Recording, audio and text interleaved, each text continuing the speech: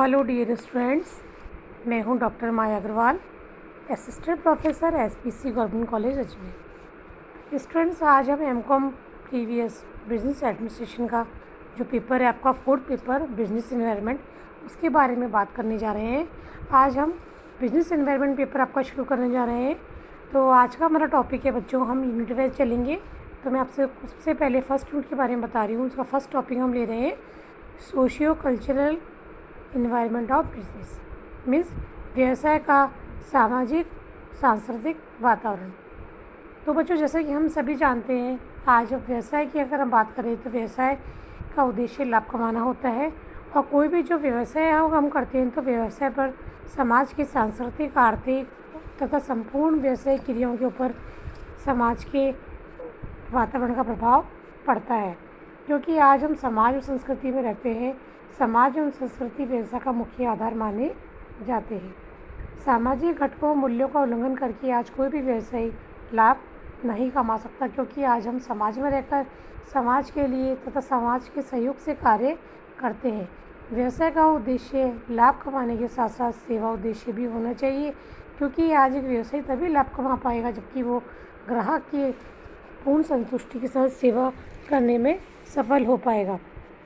तो समाज तथा संस्कृति का व्यवसाय के समक्ष मुख्य रूप से ध्यान रखना है कि समाज तथा संस्कृति का व्यवसाय पर महत्वपूर्ण प्रभाव पड़ता है।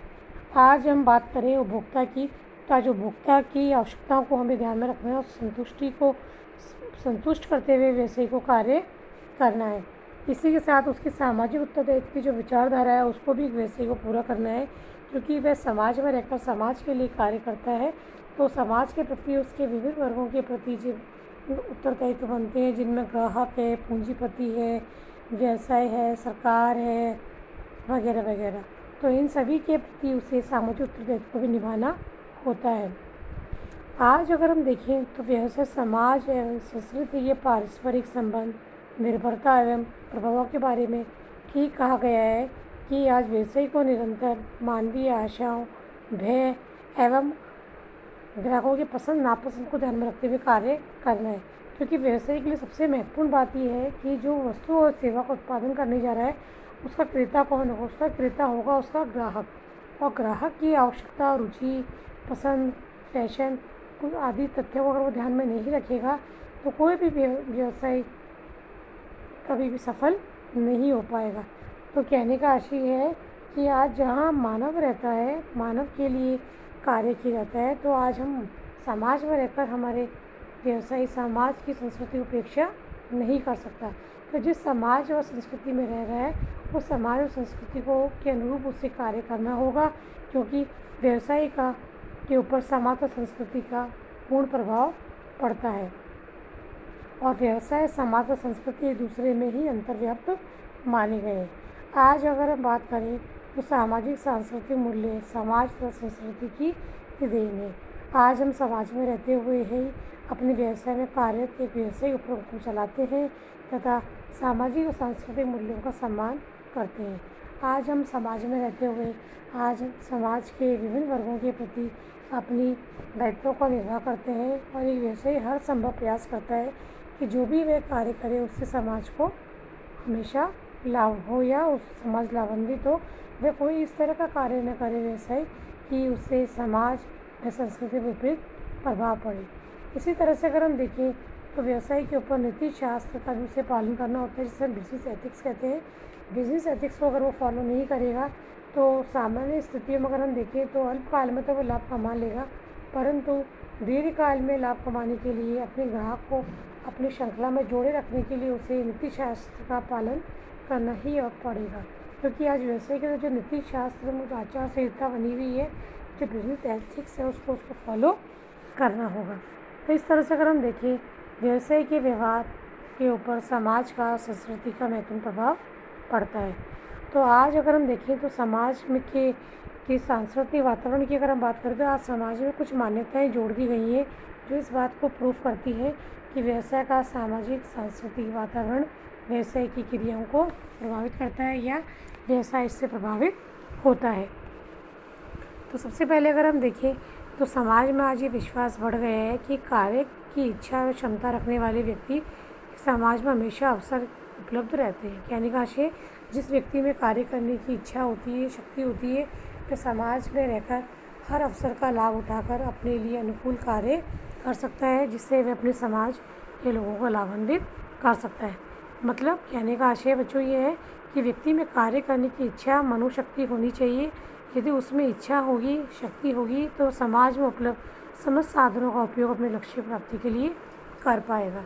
इसी तरह से अगर हम देखें तो आज व्यवसाय के प्रति लोगों में सद्भावना, विश्वास भी जागृत हुआ है। आज लोग व्यवसाय को ये पता चल गया है कि किसी भी व्यवसाय में अगर मन लगाकर पूर्ण निष्ठा, सद्भाव से अगर वो मेहनत करेगा तो अवश्य सफल होगा।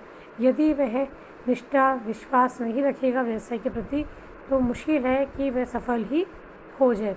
और कोई भी व्यवसायी आज ये मान चुका है कि अल्पकाल में उससे केवल सामान्य लाभ होता है, लेकिन जैसे जैसे वो अपने व्यवसाय को समय देगा और मेहनत करेगा, लगन से कार्य करेगा, अपने ग्राहक संतुष्टि पर ध्यान देगा, किस्म गुणवत्ता में सुधार लाएगा, तो अवश्य ही उसे दीर्घकाल में लाभ होगा।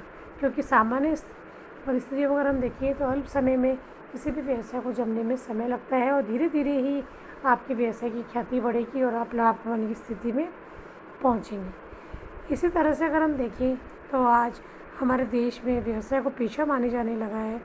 प्रबंध को जिस तरह से हम पेशा मानते हैं, आज प्रबंध के गुण के साथ साथ उद्यमिता के गुण भी जो व्यक्ति सीख रहे हैं, इसके लिए शिक्षण प्रशिक्षण की व्यवस्था है। आज हमारे देश में कई प्रकार के कार्यक्रम चलाए जा रहे हैं जो उद्यमिता को प्रोत्साहित कर रहे हैं।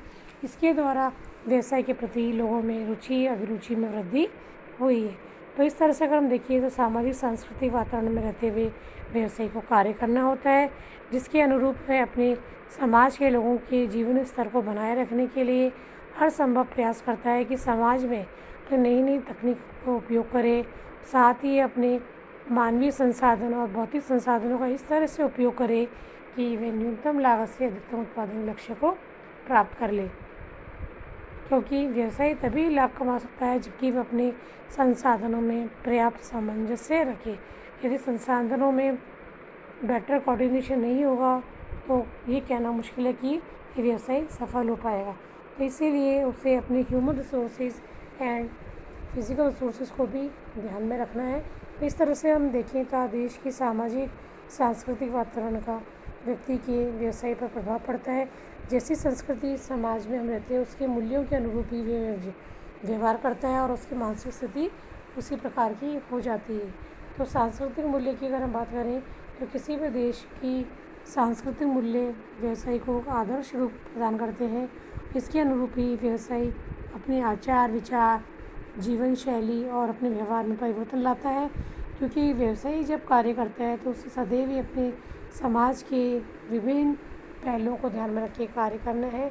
समाज के लिए ही उसे कार्य करना है, तो एक उसे सामाजिक प्रतिमान के अनुरूप अपने व्यवहार को लाना होता है। और व्यवसाय में सदैव ही उसे नैतिकता, सदाचार, चिता, न्यायिकता या हम कहें दृष्टि के सिद्धांतों को पालन करना होता है। क्योंकि जब तक वह अपने समाज के प्रति दृष्टिकोण में बदलाव नहीं लाएगा वह वैसे सफल नहीं हो पाएगा। तो इस तरह से अगर हम देखें तो कुल मिलाकर हम समरी रूप में निष्कर्ष निकालें तो यही हमारे सामने निकल के आता है कि व्यवसायी को सदैव ही अपनी उद्यमिता दृष्टिकोण को बनाए रखना चाहिए। सदैव ही उसे तैयार रहना चाहिए कुछ ना कुछ नया सीखने के लिए। क्योंकि एक व्यवसाय में जब तक उद्यमिता का गुण नहीं होगा, एंटरप्रेन्योर की भविष्य की भावना से वह कार्य नहीं करेगा तो वह सफल नहीं हो पाएगा। इसी तरह से उसे अपने ह्यूमन रिसोर्सेज जो मानवीय संसाधन है उनके प्रति भी अच्छा दृष्टिकोण रखना चाहिए। उन्हें उत्पादन का एक साधन ना मानते हुए, सजीव साधन मानते हुए उनके साथ मानवीय व्यवहार करना चाहिए और सदैव उनके साथ हारमोनी बरतनी चाहिए या अच्छे मधुर संबंध बनाए रखने चाहिए। और साथ ही हम कहें तो श्रम और पूंजीपति वर्ग उन दोनों को मिलकर चलना चाहिए। क्योंकि दोनों ही जीवन अगर हम उत्पादन के दोनों ही महत्वपूर्ण अंग माने जाते हैं, दोनों को ही अपनी विचारों में सामंजस्य लाना चाहिए और सदैव परिवर्तनों का स्वागत करना चाहिए। क्योंकि आज हम देखते हैं व्यवसाय के क्षेत्र में कोई परिवर्तन करना होता है तो शुरू में उसका परिवर्तन प्रतिरोध होता है जो नहीं होना चाहिए। क्योंकि आज सांस्कृतिक सामाजिक वातावरण में हम कार्य कर रहे हैं, व्यवसाय कार्य कर रहे हैं, तो हो सकता है समय, वातावरण, परिस्थिति के अनुरूप से अपनी कार्य करने की रणनीति में, तरीक़ों में तकनीकी में परिवर्तन लाना हो सकता है कुछ समय के लिए आपको असुविधा हो, लेकिन अगर आप तकनीकी परिवर्तनों को स्वीकार कर लेते हैं तो अवश्य ही आपकी संस्था को इससे लाभ होगा। क्योंकि आज हम तकनीकी से अगर पिछड़ जाएंगे, टेक्नोलॉजी फ्रेंडली अगर नहीं बनेंगे, तो आज हम हमारे समाज को अच्छा कुछ नहीं दे पाएंगे। तो समाज में अपने सांस्कृतिक वातावरण के अनुरूप परिवर्तन करना चाहिए और जोखिम और साहस के प्रति अपने दृष्टिकोण में बदलाव लाना चाहिए। क्योंकि एक व्यवसायी है तो व्यवसायी होने के नाते आपको सोचना है कि सदैव जोखिम उठाकर ही अपने लक्ष्य को प्राप्त कर पाएँ। तो इस तरह से स्टूडेंट्स आज हमने देखा कि social cultural environment of business जो है महत्वपूर्ण भूमिका निभाता है और व्यवसाय पर इसका महत्वपूर्ण प्रभाव पड़ता है। क्योंकि जैसे वातावरण समाज में हम रहते हैं उसी के अनुरूप व्यवसाय को अपनी क्रियाकलाप देखना होता है और समाज के हित में कार्य करना होता है। तो स्टूडेंट्स आज के लेक्चर में आपसे मैं इतना ही कहना चाहूँगी। अगले लेक्चर में, अगले वीडियो में फिर नए टॉपिक के साथ हम फिर मुलाकात होगी आप लोगों से। तब तक के लिए आप सभी को बहुत बहुत धन्यवाद।